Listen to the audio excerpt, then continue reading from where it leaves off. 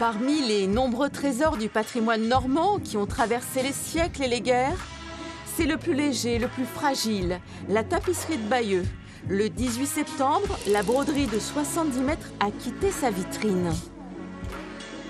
1, 2 et tac, tac, stop. Des milliers de visiteurs étaient venus lui dire au revoir. C'est le cœur de Bayeux, la tapisserie de Bayeux. Donc je ne sais pas comment les Bayeuxins peuvent vivre cela. Conservée dans une réserve secrète, la tapisserie sera exposée à Londres au British Museum à partir de septembre 2026, pendant les travaux du musée de Bayeux.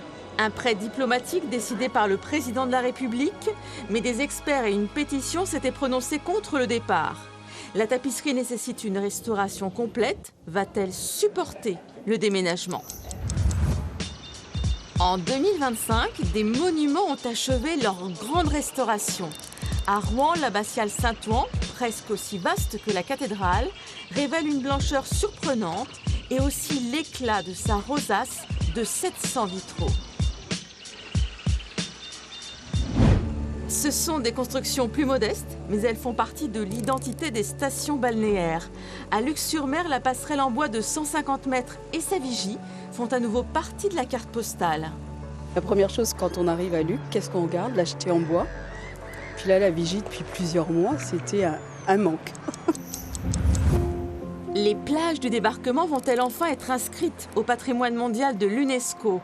Un nouveau dossier a été déposé par le ministère de la Culture le 10 février. Il sera examiné en juillet prochain. 300 dessins d'enfants du Musée national de l'éducation de Rouen ont, eux, été inscrits en avril par l'UNESCO.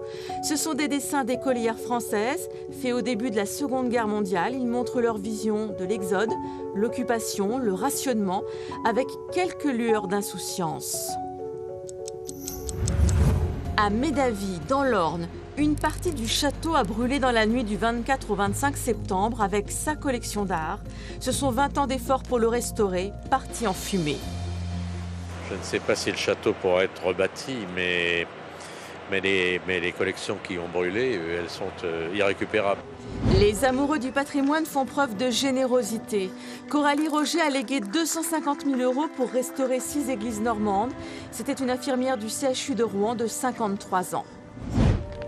À Montfarville, celle que l'on appelle la chapelle Sixtine de la Manche attend toujours des bienfaiteurs. L'église décorée de 19 toiles peintes, classée monument historique, est menacée par les infiltrations. Alors c'est pas la rue aux ours, c'est la rue aux ours, autrement dit aux oies. Le patrimoine normand a de nouveaux ambassadeurs, des influenceurs érudits. Élodie est médiatrice culturelle et guide, elle donne envie de quitter son ordinateur et de venir visiter Rouen. L'objectif au départ, c'était d'attirer une clientèle qui n'a pas l'habitude de fréquenter les lieux culturels, etc.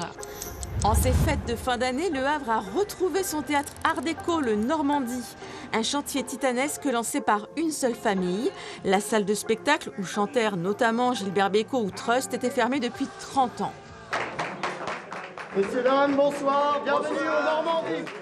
C'était un vrai crève-cœur pendant des années. Quand on passait devant le bâtiment, on le voyait en ruine, on le voyait se détériorer. Le financement participatif a récolté 110 000 € pour cette rénovation d'ampleur de 3 millions.